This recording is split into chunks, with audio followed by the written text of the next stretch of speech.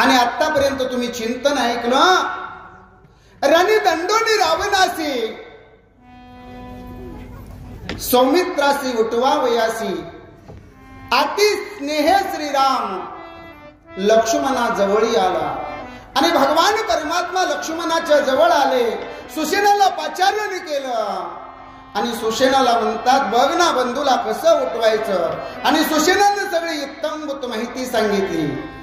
औषध येतील कैशेन, त्या उपायाची मी सांगेन. एक वेळ प्रार्थनी वायुनंदन,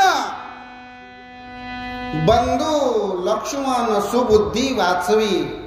आणि म्हणून त्या सुसेनाचं म्हणणं लक्षात घेतलं. राजा सुग्रीवानं हनुमंताला विचारणा केली, विनंती केली. त्याच्यानंतर विभीषणानं विनंती केली, जांबुवंतानं विनंती केली. आणि आत्ताच्या ओव्यामध्ये अगोदरच अंगदाने विनंती केली की बंधूला उठवलं पाहिजे.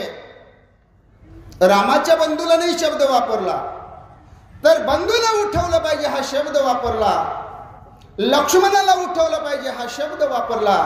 सौमित्राला उठवलं पाहिजे हा शब्द वापरला. आणि आता चालू ओवीमध्ये रामायणाचे कवी करते शांतीब्रह्म एकनाथ महाराज ही ओवी रामरयाच्या मुखातून आपल्याला वदवतात. रामरया म्हणतात, कपिकुळ पंचानना ऐके हनुमंता सर्वज्ञा.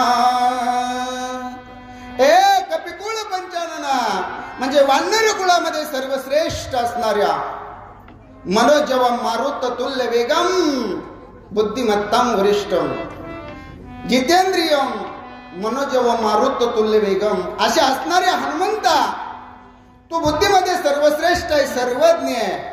आणि म्हणून मी तुला शरण आलेलो आहे. माझ्या बंधूला लक्ष्मणाला तू उठवण्यासाठी मला मदत करावी, कार्य करावं, म्हणून मी शरण आलेलो आहे. शरण येणं म्हणजे काय आहे? भगवान परमात्मा आणि साधक याच्यामध्ये एक अडथळा असतो. आणि तो अडथळा असतो अहंकाराचा. अहंकाराचा अडथळा दूर करण्यासाठी लोटांगण घालणं, दंडवत घालणं, नतमस्तक होणं आणि सप्रेम भावानं नमन करणं, वंदन करणं, ह्या अवस्था सांगितल्या जातात. आणि यालाच शरण येणं म्हणतात. शरण येणं म्हणजे अहंकाराला बाजूला दवडणं आणि विनम्र भाव, विनम्र वृत्ती धारण करणं. म्हणून रामरया म्हणतात, हनुमंत मी तुला शरण आलेलो आहे. शरण गेली आणि काय होते फळ, तुका म्हणे कुळ उद्धरिले आपण तरले, नव्हे ते नवल कुळ उद्धरिल सर्वांची तो. लक्ष्मणाच्या जवदाना तुझ्यापेक्षा मागवाला जाणा, सर्वता परमगुण होण बंधू जवदाना मदत. लक्ष्मण माझ्या रक्ताच्या थारोळ्यामध्ये, त्या लक्ष्मणाला उठवण्यासाठी मला तुझ्या सहकार्याची गरज आहे. हा शब्दार्थ झाला बंधूनो, भाविक हो. पण मुळात रामरया कसं आहे, तर रामरया सर्वज्ञ, पूर्ण परब्रह्म अवतार आहे. देवाबरोबरच देवाचा बंधू असणारा लक्ष्मण दादा शेषाचा अवतार आहे. देवाला येणं नसतं, जाणं नसतं, देवाला जन्म नसतं, मरण नसतं, अशी अवस्था आहे. देव स्वयंभू आहे. आणि असा असणारा स्वयंभू भगवान परमात्मा हनुमंताला का विनंती करतो, लक्ष्मणाच्या जीवाचं जीवदान का मागतो, तर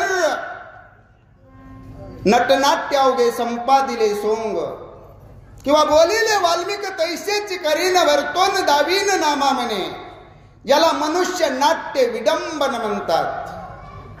भूत भविष्य वर्तमान या सकळांचे असून ज्ञान, मनुष्य नाट्य विडंबना आपण स्वये दावीत, असा भगवान परमात्मा वशिष्ठानं सांगितलं होतं. देवा तू मनुष्याचा अवतार धारण केलेला आहे, मनुष्याचा देह धारण केलेला आहे. तो देव आहे असं कुणाला वाटलं नाही पाहिजे. देव आहे याच्यात शंका नाही, पण तसे कुठं चमत्कार करायचे नाहीत.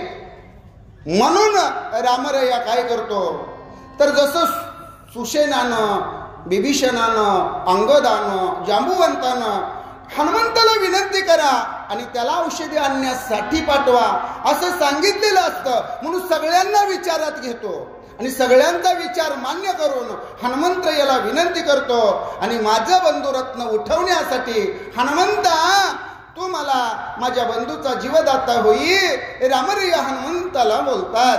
वने एकला एकानाता लक्ष्मण बिना झाला एका आमजीवराता कपिनाथ तू वचनाता करावे. कारण देव आणि संत याच्यामध्ये भाविक हो कधीही फरक करू नये, करणं योग्य नाही. देवते संत निमित्त मात्र प्रतिमा. हे सगळे असणारी वानरांची मांदी येळे. मग नळ असेल, नीळ असेल, सुग्रीव असेल, अंगद असेल आणि अस्वलांचा राजा जांबुवंत असेल, हे जे रामभक्त आहेत, हे रामभक्त कुणामुळे बनले तर हनुमंत यामुळे बनले. रामाची भेट कुणामुळे झाली? हनुमंत यामुळे झाली. रामाबरोबर सख्य कुणामुळे झालं? हनुमंत यामुळे झालं. म्हणजे हनुमंत या कोण आहे तिथं तर त्यांच्यासाठी सद्गुरू आहेत आणि सद्गुरू सारिखा असता पाठीराखा इतराचा लेखा कोण करी. किंवा गुरु हा संत कोळीचा राजा, गुरु हा प्राण विसावा माझा, गुरुविन देव नाही तुझा पाहता त्रिलोकी. म्हणून हनुमंत याला रामरया म्हणतात, विनंती करतात आणि मी अनाथ आहे म्हणतात. आता भगवान परमात्म्याचा आपण ब्रीद काय सांगतो. भगवान परमात्मा काय करतो? अनाथाला सनाथ करतो, पतिताला पावन करतो आणि नरदेहाला आलेल्याचं सार्थक करतो, हित करतो, कृत कल्याण करतो. पण भगवान परमात्मा श्रीराम हनुमंताला म्हणतात मी या वनामध्ये लक्ष्मणावीन अनाथ आहे. लक्ष्मण माझा निचेष्टित पडलेला आहे. वास्तविक आता सुशेनानं सगळं सांगितलेलं असतं. रामा या लक्ष्मणाला काही झालेलं नाही, तो गतप्राण झालेला नाही, त्याचं तेज गेलेलं नाही, त्याला काही अडचण नाही. फक्त ब्रह्मशक्ती हृदय संधी लागलेली आहे आणि त्या हृदय संधीमध्ये औषधीचा वापर करून लक्ष्मणाला उठवण्यासाठी एक वेळ हनुमंताला पाठवावं. आणि म्हणून रामरया म्हणतात मी इथं अनाथ आहे, तू जावं, औषधी घेऊन यावं आणि माझ्या लक्ष्मणाला उठवावं, या अनाथाला सनाथ करावं, माझ्यावर कृपा करावी. हनुमंता रामरया बोलतात वास्तवेलया लक्ष्मणा मैं बंधु चौघे जन्मा पाचवा हनुमंता पुरा निश्चय दाना भागवाजे. भगवान परमात्मा बोलताना इथं द्वैताची अवस्था वापरतात. आम्ही बंधू चौघे जण म्हणतात, राम, लक्ष्मण, भरत, शत्रुघ्न. आता वास्तविक पाहता राजा दशरथाच्या कुळामध्ये अवताराला आले म्हणून हे चौघे बंधू. आणि हनुमंत या अंजनीच्या पोटी जन्माला आले. केशरीच्या सूत म्हणतात, वायू नंदन म्हणतात. म्हणून हनुमंत यांना फरक नाही समजलं. रामरया म्हणतात जसे आम्ही चौघे बंधू तसा पाचवा हनुमंत जाण. आणि ही माझी भाक आहे, हे माझं वचन आहे. तुमच्यामध्ये आणि आमच्यामध्ये बंधूचं नातं आहे, पण तसं वास्तविक वातावरण लावता येत नाही. कारण यांचा जन्म वानर कुळामध्ये आणि रामाचा अवतार आहे तो राजा दशरथाच्या सूर्य वंशामध्ये रघुकुळामध्ये आहे. आणि त्यामुळं हनुमंत याला रामरया म्हणतात. कारण एकाच पिंडाचा हनुमंत आहे, पूर्ण अख्ख्या पिंडाचा हनुमंत. कारण पायस प्रसादाचे 3 भाग केले. एक भाग कौशल्या, एक भाग सुमित्रा आणि एक भाग कैकेयीला दिला.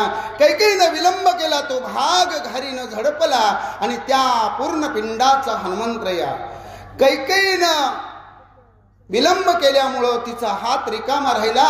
बघून कौशल्याला दया आली. कौशल्यानं आपल्यातला पायस प्रसादाचा अर्धा भाग तिला दिला. तेही सुमित्रेनं पाहिलं आणि सुमित्रेनं आपला अर्धा भाग दिला कैकेयीला. आणि त्या दोन्ही असणाऱ्या अर्ध्या भागाचे भरत आणि शत्रुघ्न, अर्ध्या भागाचे राम आणि लक्ष्मण आणि अख्ख्या पूर्ण पिंडाचा हनुमंतया. म्हणून रामरया म्हणतात आम्ही चौघे बंधू तसा तो पाचवा जाण. आम्ही याच्यामध्ये फरक करणार नाही. आपण एकाच असणाऱ्या पायस प्रसादापासून उत्पत्तीला अवताराला आलेलो आहोत. रामरया बोलतात, पाच मेता एक ठाई रणयोद्धाचा पाड काही, रावणाचे भय नाही घाई ठाई निमेला. मला बाकीची चिंता नाहीये. रामरया काय म्हणतात, तिसरं चरण म्हणतं, रावणाचे भय नाही. मला रावणाची अजिबात भीती नाही. घाई ठाई निमेल. चौथं चरण म्हणतं, जिथं का बाण सोडला ना, जागच्या जागी त्याला उकाचू सुद्धा करू देणार नाही. जागच्या जागी संपवीन. त्या रावणाचं मला काही अजिबात काही वाटत नाही. पण आपली एकी होणं, आपल्या पाचाचं एकपण होणं, पाचाची एक मूस होणं, ज्याला आपण 5 पेंड्याचा एक पाचुंदा म्हणतो ना, हे जसे आपल्या हाताची 5 बोट आहेत ना, तसं म्हणले ह्या 5 बोटानं आपल्याला कार्य करता येतं. पण याच्यातलं एक नसलं तर अडचण येते. म्हणून आपल्या 5 जणांची एक मूस बनली पाहिजे आणि हे होणं गरजेचं आहे, असं हनुमंतरायाला रामरया बोलतात. हे तीनवर सांगो काय पाच एक झाले उपाय साधू शके म्हातार्या सदन्वये सांगेला. आणि म्हणून रामरया म्हणतात, हे 5 जर एका ठिकाणी झाले, आपण जर एका ठिकाणी आलो, मिसळलो, तर मग जो रात्रंदिवस युद्धाचा प्रसंग, आंतरबाह्य जग आणि मन याच्यातलं जे युद्ध आहे ते युद्ध थांबलं जाईल म्हणले. आणि आपण जर 5 जण एका ठिकाणी झालो तर मग काही अडचण नाही म्हणले. कारण 5 जण एकत्र येणं, 5ची एक मूस होणं ते महत्वाचं आहे म्हणले, असं रामरया बोलतात. हे पाता विचांत विजय ते एक नमेचे वाच्य बातमा होते विशी शोभेचे शक्ती गए पाचही मिळती एकात्रा. हे 5 ज्या वेळेस एकत्र मिळतात. आता 5 काय काय सांगितलेले आहेत. पहिल्यांदा पंचमहाभूत सांगितली जातात. महा म्हणजे सर्वश्रेष्ठ आणि भूत म्हणजे शक्ती. ज्या सर्वश्रेष्ठ 5 शक्ती आहेत त्यांना पंचमहाभूत म्हणतात. आणि ही पंचमहाभूत म्हणजे पृथ्वी, आप, तेज, वायू आणि आकाश. त्याच्यानंतर 3 गुण सांगितले जातात, रजोगुण, तमोगुण आणि सत्वगुण. त्या 3 गुणापासून आकार, मकार, उकार आणि अर्धमात्रा ओम हे अस्तित्वाला येतात. त्याच्यापासून ब्रह्म, विष्णू आणि महेश हे उत्पन्न होतात. आणि असं हे असणारं सृष्टीचं जगत पूर्ण होत असताना हे पंच असणारी भूत हे एकमेकाच्या असणाऱ्या म्हणजे जीवावर उठलेले असतात. एकमेकाचं हाडवैर एकापासूनच एक निर्माण झाली, पण एकामेकावर फार दट्टे आहे. एकमेकाला एकमेक ग्रासू पाहतात म्हणले. पण ही पंचमहाभूत शरीरामध्ये आली की ती गुण्या गोविंदानं नांदतात. आणि अशी ही पंचमहाभूत शरीरामध्ये आली. तुकोबराया म्हणतात, पंचमहाभूतांचा गोंधळ केला एके ठाई मेळ, लाविला सबळ अहंकार त्या पाठी. देह हा 5चा आणिला उसना, सेकी ज्याचा त्याचा त्यास देणे लागे. 5ची एक मूस बनली तर महत्कार्य होतं. पण ज्यावेळेस या 5वर घाला घालतो, म्हणजे ज्यावेळेस आपलं हे जीवन संपतं आणि आपल्या असणाऱ्या चैतन्याची आणि आपल्या देहाची संपर्क अवस्था तुटून जाते, त्यावेळेस काय होतं म्हणतात. त्यावेळेस काय होतं, जसं मोबाईल मधलं ते असणारं चार्जिंग संपतं, बॅटरी मधले शील संपतात, तशी अवस्था होते.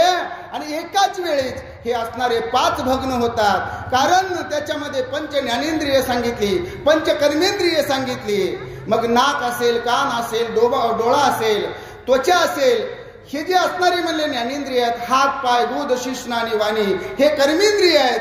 अशा प्रकारे सर्व सांगितलं म्हणतात.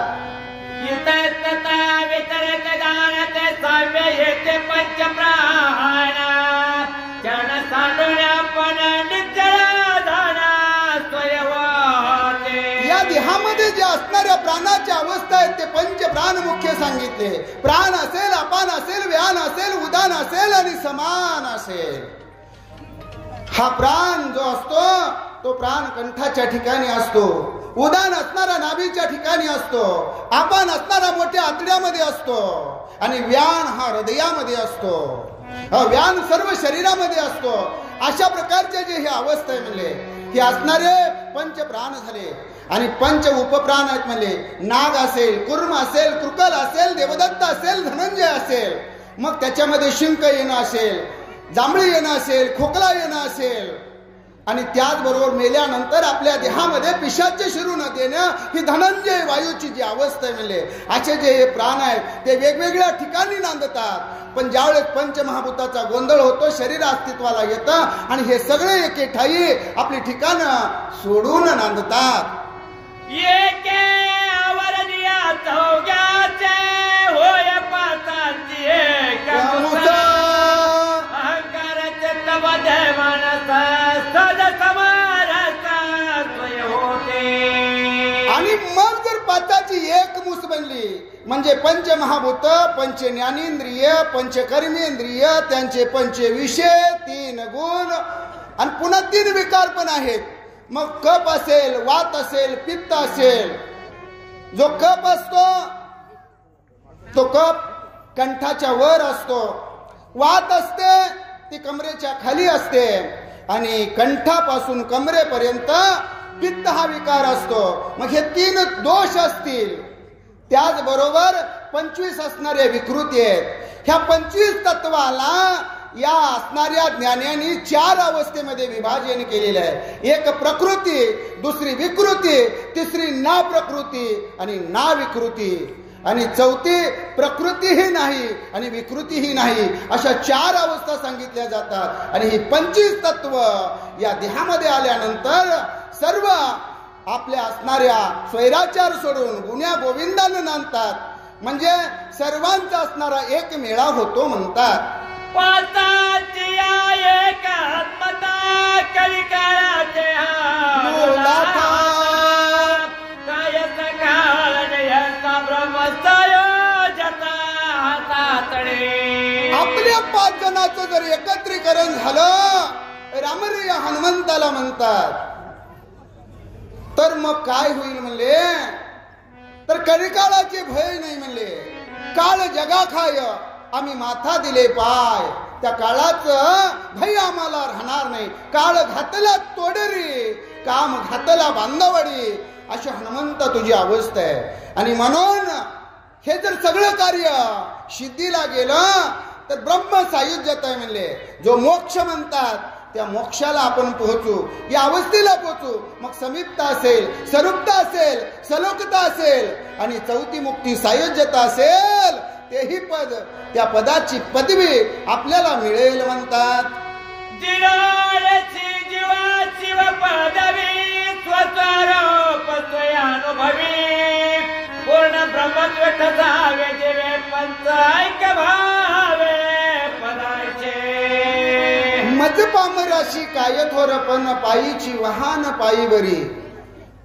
ज्ञान्यांचं असं मत आहे, पंचीकरण ज्याला कळालं, पंचीकरण ज्यानं सोडवलं त्याला नाही, पंचीकरण ज्याला कळालं तो साक्षात देव होऊन राहतो. राम म्हणता रामाची होई जे पदी बैसोनी पदवी होई जे, पदवी घेई जे, या अवस्थेला तो पोचतो. अशा प्रकारची अवस्था आणि सांगितली जाते. ही चोळी घ्या, ही चोळी घ्या. जेव्हा सेवा पदवे स्वस्वरूप स्वयानुभवी. जीवानं काय करायला पाहिजे, भक्तीचं स्वरूप वाढवायला पाहिजे. नवविधा भक्ती आहे. त्याचबरोबर नारदानं भक्तीची 84 सूत्र सांगितलेली आहेत. आपल्याला कोणत्या भक्ती, कोणत्या प्रकारची भक्ती करायची ते ठरवलं पाहिजे.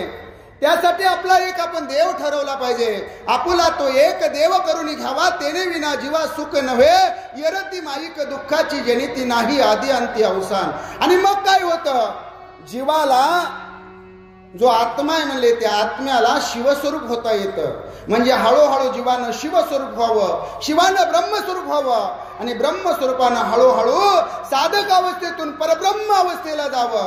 म्हणजे पहिल्यांदा आनंद घेता यावा, आनंदाचं रूपांतर स्वानंदामध्ये व्हावं, स्वानंदाचा ब्रह्मानंदामध्ये रूपांतर व्हावं आणि उच्च कोटीची जी अवस्था आहे ती परमानंदाची प्राप्ती आपल्याला व्हावी, अशी जीवाची अवस्था व्हायला पाहिजे म्हणतात. या लागी गा कपिनंदना शीघ्र करून प्रयाण वासवे मंदो लक्ष्मण भाऊ प्रतारणा काय बोलो. या लागी गा वायू नंदना शीघ्र करावे प्रयाणा. म्हणून रामरया म्हणतात आता उशीर नको, विलंब नको, लवकर उठ, औषधी आणायला जा, औषधी घेऊन ये.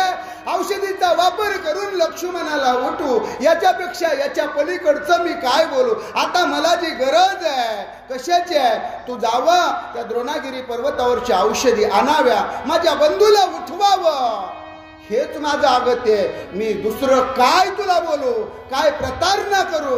रामरया भगवान परमात्मा हनुमंत याला बोलतात. आयचे ते रामाचे उत्तर तैसे ते दुष्पत्ती समाग्र ऐकूया लादे कपेंद्र काय वंदरा बोला. रामरया हनुमंताला काय काय बोलले सगळ्या वानर मंडळीने ऐकलं, हनुमंतरायांनी ऐकलं. हनुमंतरायांना रामरया आपल्याला कार्य सांगतात. स्वामी कार्य, स्वामी काज, गुरु भक्ती, पितृ वचन, सेवापती, हे तो विष्णूची महापूजा, अनुभव नाही तुझ्या. हनुमंतरायांना आवेश आला. हनुमंतराया पुढे सरसावले, तयारी दिसू लागले. पुढं काय झालं ऐका. पुढील वाचक तयार व्हायचे. बांदास यलमार, लहो साळुंके, शिवराम गायकवाड आणि यांना सांगण्यासाठी हनुमंत कोळे. वाचा.